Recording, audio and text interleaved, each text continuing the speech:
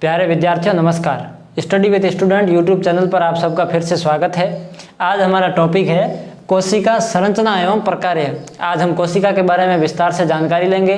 तो हम देखते हैं कि हम अपने चारों तरफ बहुत सारी वस्तुएं देखते हैं, उसमें कुछ सजीव होती है, कुछ निर्जीव होती है। सजीव वस्तुएं क्या होती है, निर्जीव वस्तुएं क्या होती है, यदि इनको हम परिभाषा के रूप में देखें तो सजीव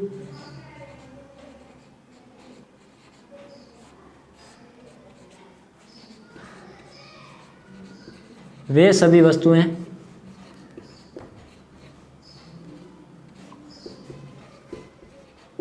जिनमें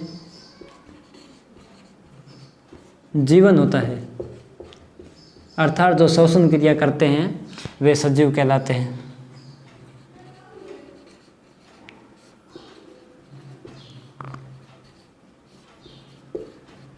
उदाहरण देखें,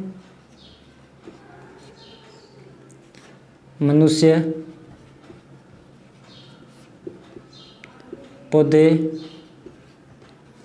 इत्यादि। निर्जीव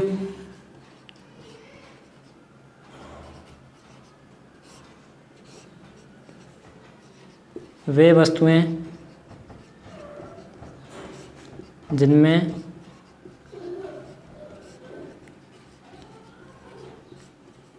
जीवन नहीं होता।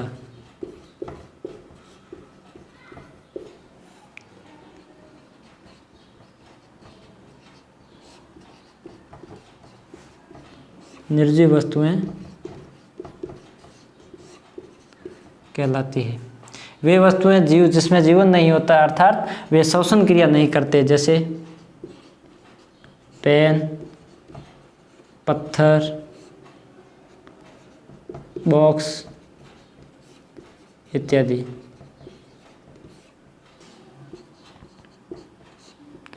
इनकी हम परिभाषा वापस देखें तो वे सभी वस्तुएं जिनमें जीवन नहीं होता सजीव कहलाती है। मनुष्य, पौधे इत्यादि। मनुष्य, पौधे श्वसन क्रिया करते हैं, वे सजीव कहलाते हैं। निर्जीव जो वस्तुएं, वे वस्तुएं जिनमें जीवन नहीं होता निर्जीव वस्तुएं कहलाती है, जैसे पेन, पत्थर, बॉक्स इत्यादि। इसके बाद हम ये चीज़ देखें कि सजीवों के शरीर की संरचना कैसे होती है। तो जिस प्रकार विभिन्न ईंटों से मिलकर एक भवन का निर्माण होता है, उसी प्रकार विभिन्न छोटी छोटी इकाइयाँ मिलकर सजीव के शरीर का निर्माण करती है। एक भवन को बनाने के लिए विभिन्न ईंटें होती है, वो इकट्ठा होती है, उसी प्रकार छोटी छोटी इकाइयाँ मिलकर सजीव के शरीर का निर्माण करती है। इन हम छोटी छोटी इकाइयों को कोशिका कहते हैं। इस कोशिका को इंग्लिश में सेल कहा जाता है। अर्थात कोशिका है वो जीव की संरचनात्मक इकाई है। हम इसको नोट करेंगे।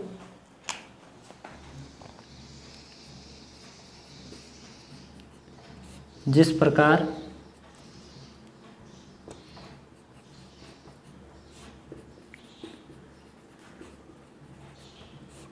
विभिन्न ईंटों से भवन का निर्माण होता है, उसी प्रकार विभिन्न छोटी छोटी इकाइयाँ मिलकर सजीव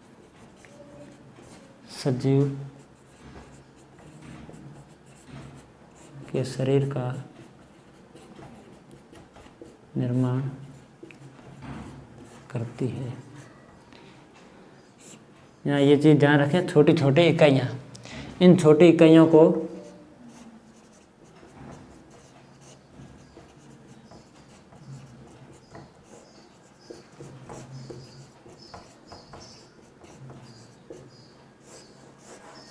कोशिका, इसको सेल कहते हैं।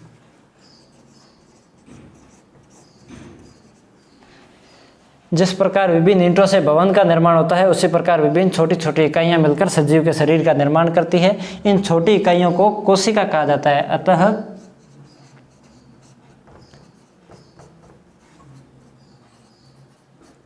कोशिका जीवों की संरचनात्मक इकाई कहलाती है। भाई जीवों के शरीर का निर्माण है वह छोटी छोटी इकाइयों से मिलकर बनता है।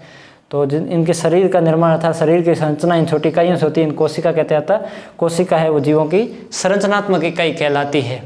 अब कोशिका इतनी छोटी होती है कि इनको हम नग्न आंखों से नहीं देख सकते हैं। कोशिका को देखने के लिए सूक्ष्मदर्शी का प्रयोग किया जाता है। सूक्ष्मदर्शी, इसको हम माइक्रोस्कोप कहते हैं। कोशिका को देखने के लिए सूक्ष्मदर्शी का प्रयोग किया जाता है, क्योंकि कोशिका इतनी छोटी होती है।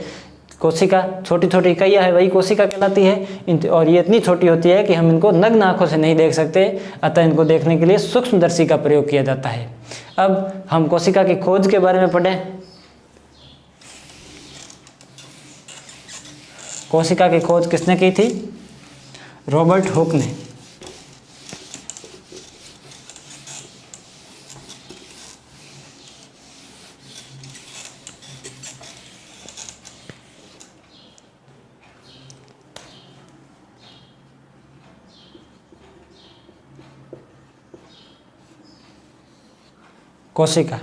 कोशिका की खोज रॉबर्ट हुक ने 1665 ईस्वी में की थी।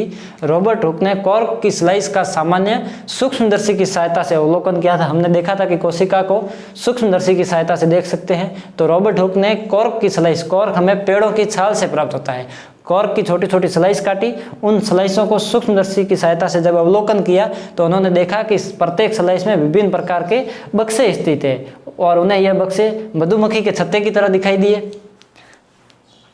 नोट करें तो 1665 ईस्वी में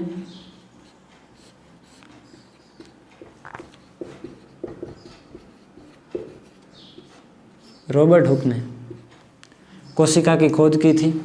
रॉबर्ट हुक ने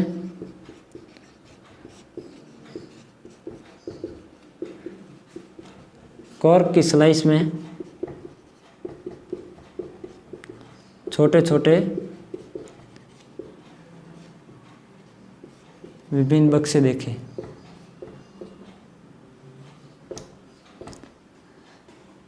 कॉर्क की स्लाइस सूक्ष्मदर्शी की सहायता से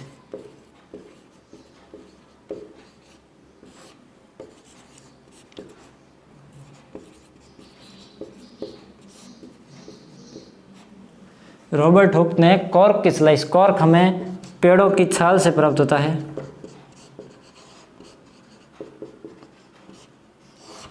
पेड़ों की छाल से कॉर्क प्राप्त होता है। जो कॉर्क की स्लाइस थी, उन्होंने क्या किया कि कॉर्क की छोटी छोटी स्लाइस काटी। उन स्लाइसों में उन्होंने देखा कि छोटे छोटे विभिन्न बक्से थे। ये बक्से उन्हें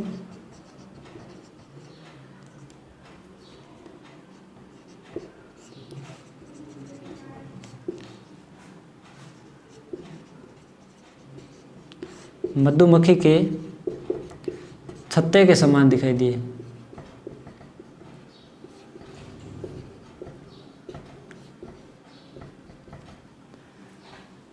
उन्होंने छोटे छोटे बक्से देखे थे। उन्होंने देखा कि ये बक्से हैं, ये मधुमक्खी के छत्ते के समान है, अर्थात उन्होंने कुछ इस तरह से बक्से देखे थे।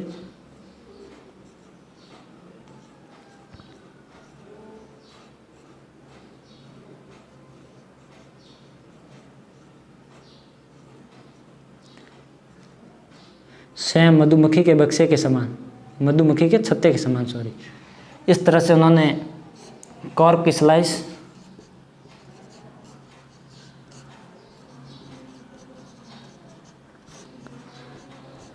बक्से देखे थे। ये मधुमक्खी के छत्ते के समान थे। उन्होंने देखा कि ये बक्से है वह एक बक्सा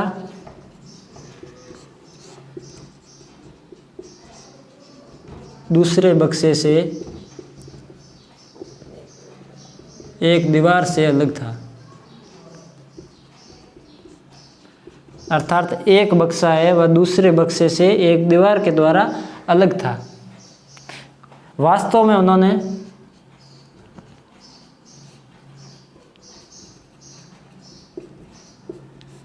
मर्त कोशिकाएं देखी थी।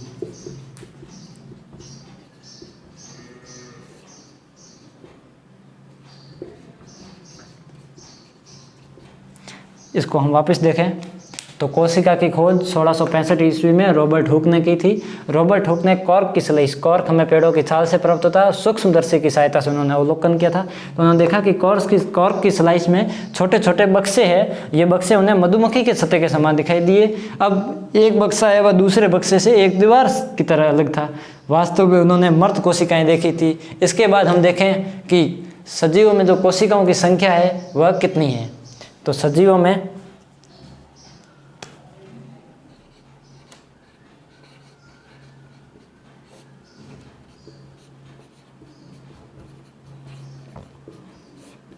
कोशिका की संख्या,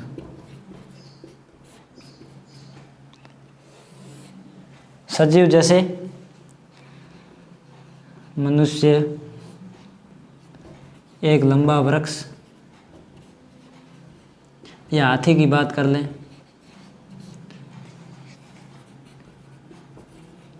मनुष्य, एक लंबा वृक्ष, हाथी इत्यादि में अरबों खरबों की संख्या में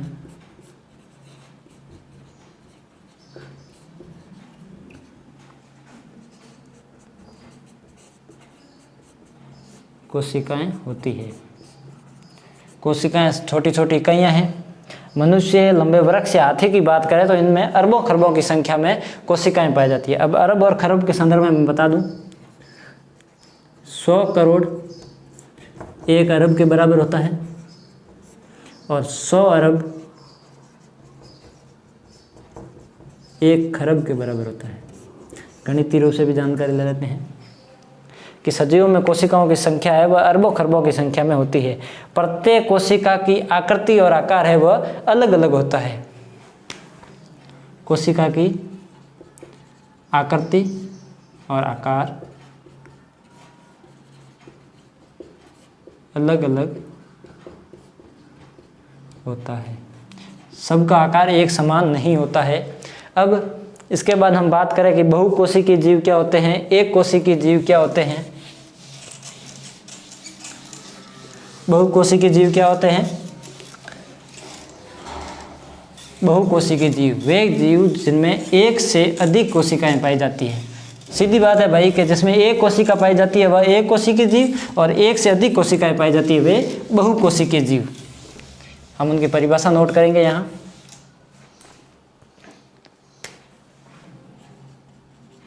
बहुकोशिक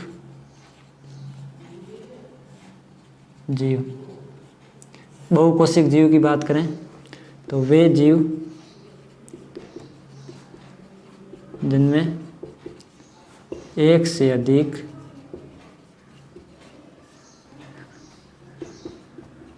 कोशिका पाई जाती है। इसका उदाहरण सबको पता है, अभी हमने बात की थी कि मनुष्य, हाथी, लंबे वृक्ष इत्यादि में अरबों खरबों की संख्या में कोशिकाएं पाई जाती है। इतनी कोशिकाएं पाई जाती तो वह एक से तो अधिक ही है। अतः इसके उदाहरण देखें तो मनुष्य,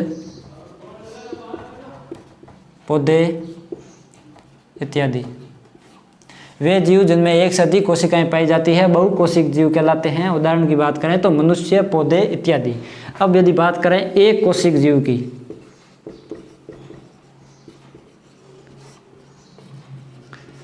नाम से ही स्पष्ट है एक कोशिक जीव वे जीव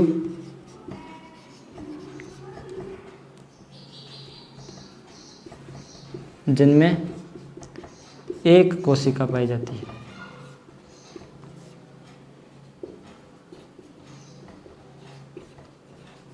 वे जीव जिनमें एक कोशिका पाई जाती है एक कोशिक जीव कहलाते हैं।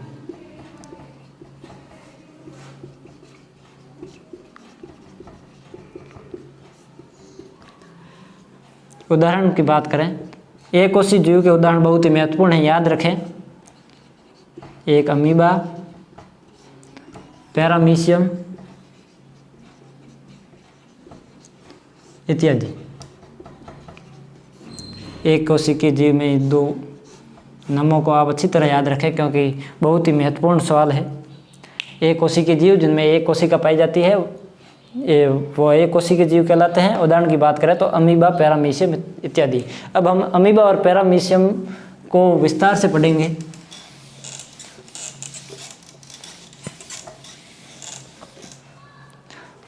दोनों अलग अलग लिख लेते हैं हम। अमीबा और पैरामीशियम।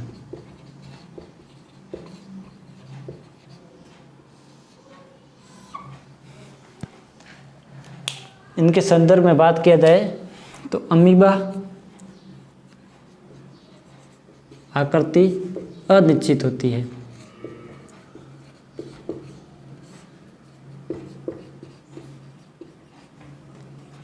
अर्थात आकार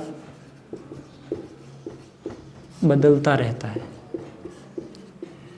भाई अमीबा है वह अनिश्चित आकृति होती है, अर्थात आकार बदलता रहता है, जबकि पैरामीशियम की आकृति निश्चित होती है।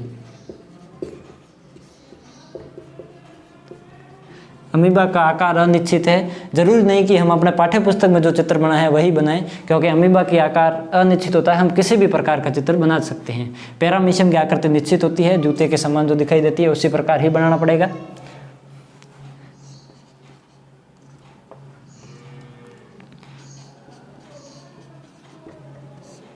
तालाब के जल में पाया जाता है। अमीबा कहाँ पाया जाता है? तो तालाब के जल में अमीबा पाया जाता है, और पैरामीशियम में यह भी तालाब के जल में पाया जाता है।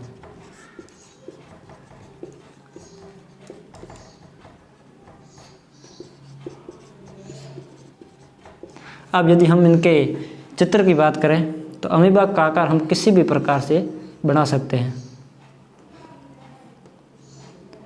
बीच में एक गोल आकृति होती है, उसको हम केंद्रक कहते हैं।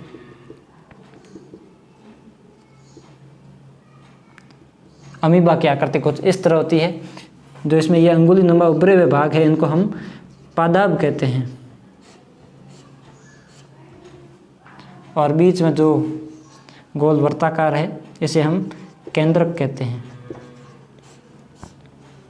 यह अमीबा की आकृति है। पैरामीशियम की बात करें, कुछ इस तरह जूते के आकार का होता है।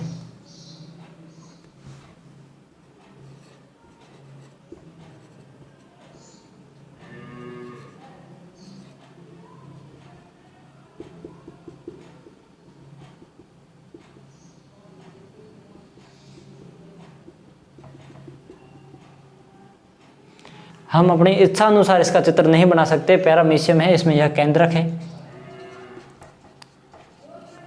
इसकी आकृति निश्चित है।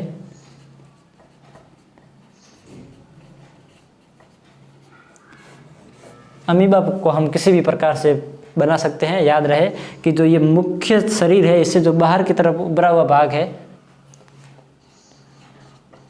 मुख्य शरीर से बाहर की ओर उभरा हुआ भाग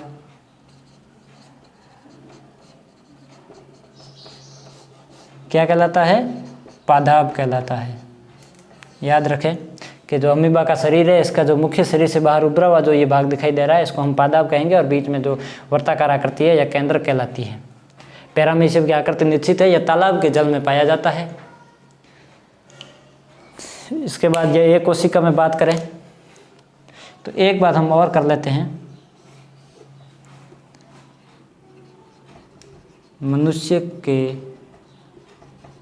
शरीर में रक्त में पाई जाने वाली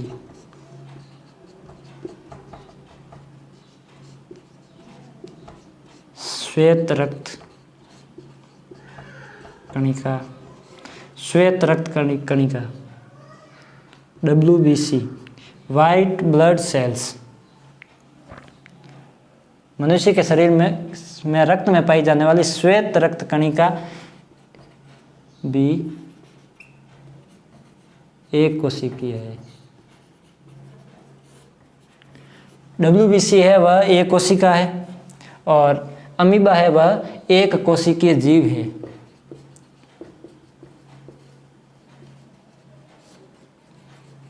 एक कोशिकीय जीव का मतलब है इसका स्वतंत्र अस्तित्व है।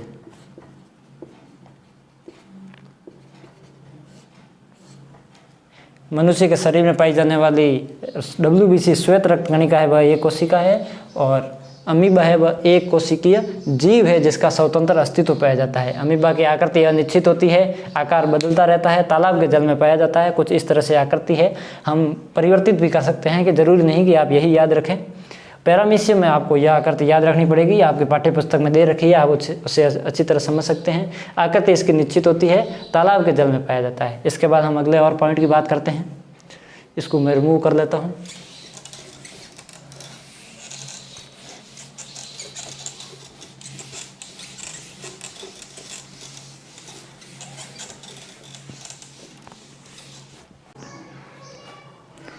इसके बाद यदि अब अगले पॉइंट की बात करें तो मानव शरीर की विभिन्न कोशिकाएं हैं, जैसे रक्त कोशिका, पेशी कोशिका, तंत्रिका कोशिका। इन सभी का आकार है वह इनके कार्यों से संबंधित है। जिस तरह के इनके कार्य होते हैं उसी प्रकार इनके आकार होते हैं। अब यदि हम कोशिका के आकार की बात करें तो कोशिकाएं सामान्यतः चपटी होती है, गोल होती है, लंबी होती है, इस तरह से होती है। अब यदि हम तंत्रिका कोशिका की बात करें,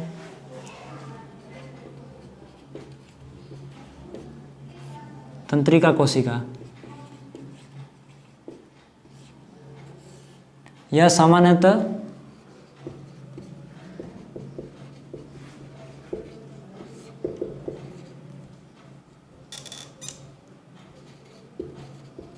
लंबी तथा शाखान्वित होती है। तंत्रिका कोशिका है यह सामान्यतः लंबी और शाखान्वित होती है। इनका जो कार्य है वह है संदेश का स्थानांतरण करना। तंत्रिका कोशिका का कार्य है कि संदेश का स्थानांतरण करना। यदि हम कोई कार्य करते हैं और हमारे को चींटी काट देती है तो हमारे को उस चीज़ का महसूस होता है, तो मतलब वो जो संवेदना उत्पन्न होती है उसको अंग से मस्तिष्क तक ये जो सूचना है संवेदना की, इसको पहुंचाने का कार्य है वह तंत्रिका कोशिका का होता है। तंत्रिका कोशिका की यदि हम आकार की बात करें तो हम नॉर्मल देख लेते हैं।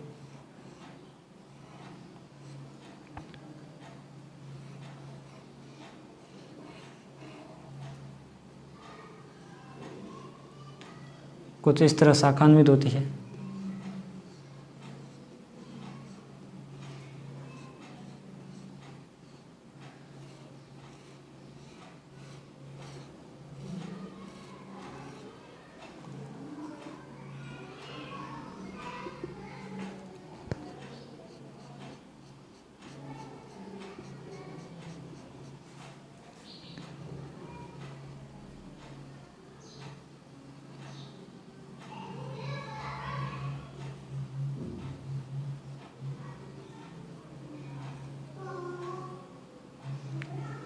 कुछ इस तरह से तंत्रिका कोशिका का आकार होता है।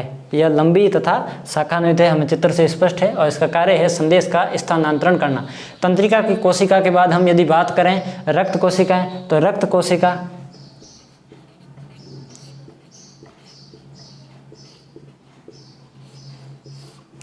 यह गोलाकार होती हैं। चित्र से देखें तो कुछ इस तरह की दिखाई देती है।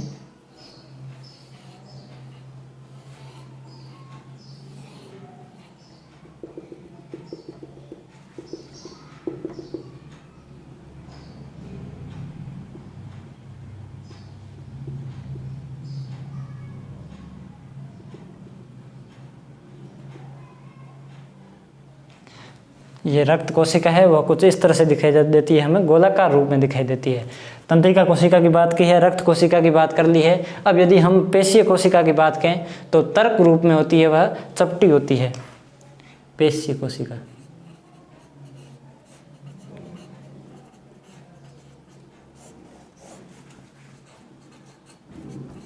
तर्क रूपी चपटी होती है। आकृति की बात करें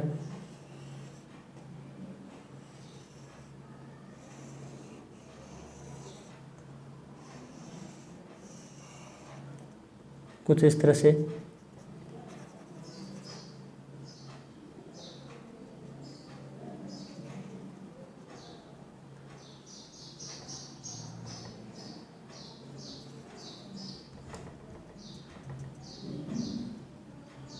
ये तर्क रूप में चपटी होती है पेशीय कोशिका।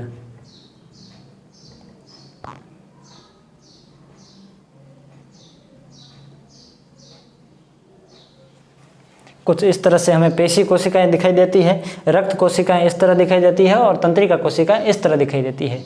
तंत्रिका कोशिका लंबी तथा शाखान्वित होती है, रक्त कोशिकाएं गोलाकार और पेशी कोशिकाएं तर्क रूप में होती है। इनका जो आकार है, जो इनकी साइज है, वह इनके कार्य से संबंधित होती है। जिस तरह के इनके कार्य होते हैं उसी तरह के इनके आकार होते हैं। अब कोशिका के साइज की बात करते हैं हम। पहले इसको रिमूव कर देता हूँ।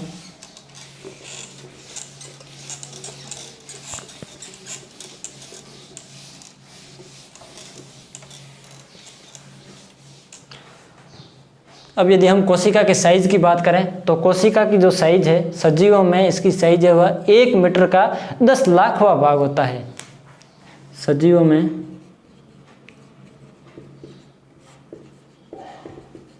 कोशिका की साइज, सजीवों में कोशिका की साइज बात करें तो 1 मीटर का 10 लाखवां भाग। ये इतनी छोटी होती है कि हम इससे समझ सकते हैं कि 1 मीटर का 10 लाखवां भाग, अर्थात कोशिका इतनी छोटी होती है कि हम इनको नग्न आँखों से नहीं देख सकते। देखने के लिए सूक्ष्मदर्शी का उपयोग करना पड़ता है।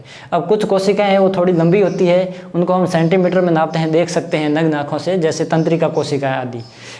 मुर्गी का अंडा है तो मुर्गी का अंडा वह एकल कोशिका है, परंतु आकार में बड़ा होने के कारण हम इसको आसानी से देख सकते हैं। दुनिया की सबसे बड़ी कोशिका की बात करें तो शुतुरमुर्ग का अंडा है, वह दुनिया की सबसे बड़ी कोशिका है। हम इनमें नोट करें तो इसको पहले समझ लेते हैं साइज में। इसकी साइज को माइक्रोमीटर या माइक्रोमीटर को माइक्रोन भी कहते हैं, याद रखें। साइज को, कोशिका की साइज को याद रखें, कोशिका की साइज को माइक्रोमीटर या माइक्रोन में व्यक्त करते हैं।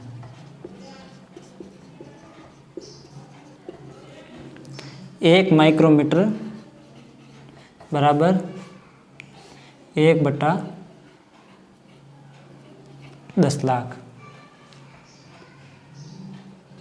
मीटर या 10⁻⁻⁶ मीटर। अब देखो, हमने देखा था कि सजीवों में कोशिका की साइज है वह 1 मीटर का 10 लाखवां भाग। अब हम इसको माइक्रोन या माइक्रोमीटर में व्यक्त करते हैं तो माइक्रोमीटर बराबर 1 मीटर का 10 लाखवां भाग, इकाई, दही, सैकड़ा, हजार, 10,000, लाख, 10 लाख। स्पष्ट है? तो 1 मीटर का 10 लाखवां भाग होता है। इसको हम अब नीचे की साइड यदि 10 जीरो है तो हम इसको 10⁻⁻⁶ मीटर के रूप में भी लिख सकते हैं। इस तरह कोशिका की साइज को भी दर्शा सकते हैं कि सजीवों में कोशिका की साइज है वह 1 मीटर का 10 लाखवां भाग होता है। अब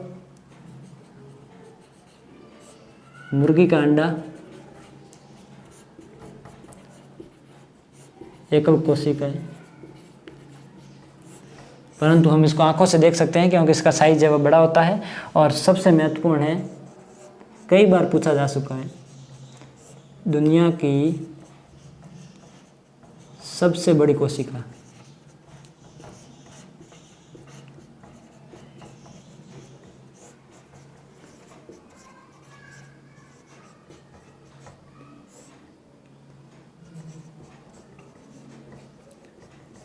शुतुरमुर्ग का अंडा है वह दुनिया की सबसे बड़ी कोशिका है, इसको याद रखें। सजीव में कोशिका साइज 1 मीटर का 10 लाखवां भाग, माइक्रोमीटर या माइक्रोन में इसकी साइज को व्यक्त करते हैं। 1 माइक्रोमीटर बराबर 1/10 लाख मीटर या 10⁻⁻⁶ मीटर। मुर्गी का अंडा है वह एकल कोशिका है, हम इसको आंखों से देख सकते हैं। दुनिया की सबसे बड़ी कोशिका है वह शुतुरमुर्ग का अंडा है। आज हमने कोशिका के बारे में अधिकतर जानकारी ले ली है, इससे अगली क्लास में हम कुछ और कोशिका के बारे में पढ़ेंगे। यदि आपको वीडियो अच्छा लगा है तो लाइक करें, शेयर करें तथा वीडियो के संदर्भ में कमेंट जरूर करें। और यदि आप इस यूट्यूब चैनल पर नए हो तो आप चैनल को सब्सक्राइब करें तथा बेल आइकन की घंटी को दबा दें ताकि अगला वीडियो बनते ही सीधा आपको इसकी जानकारी मिल जाए। धन्यवाद।